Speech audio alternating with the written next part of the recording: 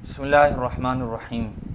एक ख़ातून का सवाल है कि अगर कोई औरत ऐसी है जिसको तलाक़ हो गई हो और फिर वो ज़िंदगी भर मौत तक किसी दूसरे मर्द से शादी न करे तो जन्नत में वो किसके साथ होगी, यानी जन्नत में उसका शौहर कौन होगा।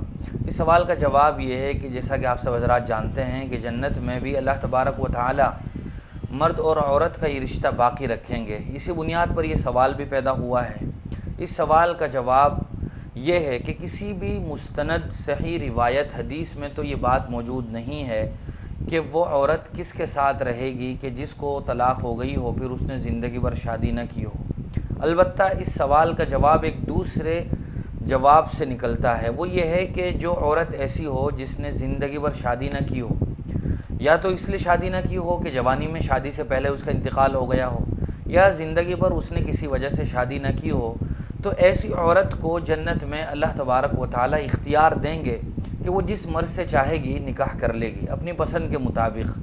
तो इस सवाल में जो मुतल्लका औरत है जिसने ज़िंदगी भर शादी नहीं की, तो वो गोया ऐसी ही एक ख़ातून है कि ऐसी ही औरत है कि गोया वो जब इस दुनिया से रुखसत हुई, उसका इंतकाल हुआ तो वो बग़ैर शादी के थी, तो गोया वो शादीशुदा औरत की तरह हो गई है।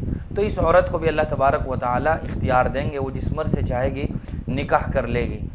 दूसरी बात यह है कि अगर वो औरत किसी मर्द को पसंद न करे तो अल्लाह तबारक व तआला हूर ऐन में से ही किसी को मर्द बना देंगे ताकि उसके साथ फिर उस औरत का निकाह कर दिया जाए।